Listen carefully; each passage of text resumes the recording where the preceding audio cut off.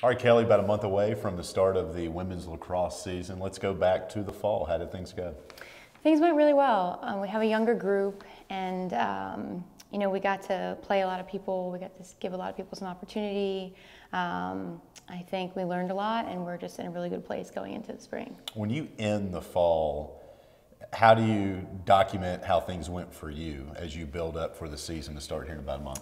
That's a good question, because I think a lot of times people gauge wins and losses in the fall, but you can't really do that because fall means nothing. It does, other teams are playing a different variety of people, so are we. And so I think my biggest thing is, as long as we're improving every day and we're getting better and we're learning from things we're doing, that to me proves our success. And we have been doing that all fall, and we continue to do that even after our games ended and we were in our shorter weeks.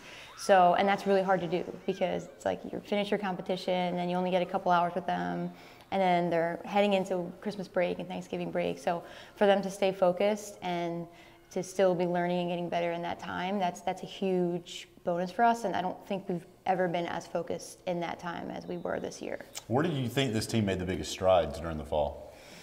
I would say probably in that time, which is because we start and then you go right into your games. So you have a week of practice we have a lot of new players. So it's a lot of adjusting when you're in game situations and stuff, and just figuring out, a lot of the freshmen are figuring out the pace of the game, and the upperclassmen are figuring out how to play with the underclassmen. So like I said, that's the biggest, I think, almost game changer for us, is that it's so hard to stay focused and to get better and to be excited about that short time. And I think that just shows a lot about the character of this team. You hear a lot, regardless of the sport, when you go to the Division I level, or just high school to college, regardless of what level you play at, and how fast the speed goes of the game. And there are some sports that don't have the luxury of having exhibition games. How important is that for lacrosse and learning the speed at the Division I level? It's huge. I mean, especially for our younger kids, and to be able to get that practice and to get it, a semester before we're actually in our season, not just a week before they start games. It's huge, and it gives us the opportunity. We try to play as many games as we can in our 5 days that we get, because it gives us the opportunity to play everybody, to try different lines, try different sets, and so it's huge. I can't imagine coaching a fall sport. I think I would drive myself nuts. Although winter break is not really the most exciting for the spring sports. Melanie and Faith are your two captains coming into the spring. What sets them apart from some other girls, and what leadership do they bring? We're really excited about the two of them and their leadership. I think what sets them apart is their actions. They're action-oriented people. They don't just say things, they do them, and they lead by example. And that's the kind of leadership that, I would love to see in our leaders. And I think it's a leadership that's easy for the underclassmen to follow that, because they're doing it. They're not just saying it. And I think a lot of times you have people that are always saying the right things, but they're not necessarily doing it. So it sends a mixed message to the underclassmen.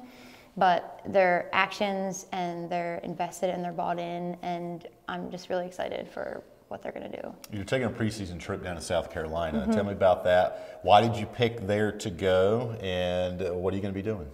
Well, we went for the first time last year, and actually Megan has a house down there, so that was kind of what gave us the idea. And gets us away. It's not too far. We can drive. We get them back a week before school starts, and it's just a big bonding trip too. I mean, they get to stay in their own houses.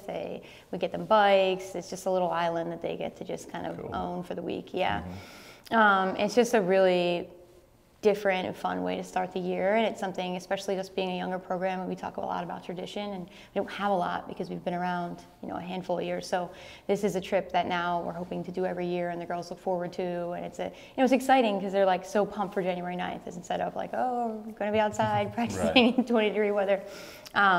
So it's just an awesome opportunity that we're able to give them, and it's a great way to start the year. And February 10th, you start the season off at Notre Dame. Speaking of barometers, that's going to be a good test for your team. Yes.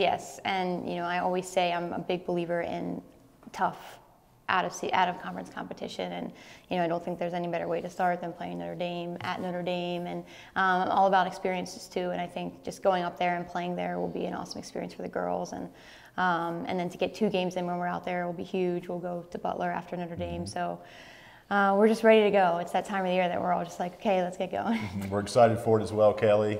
Have a great preseason, Thank you. and we'll see you soon. Okay, thanks. That's head women's lacrosse coach Kelly Nangle.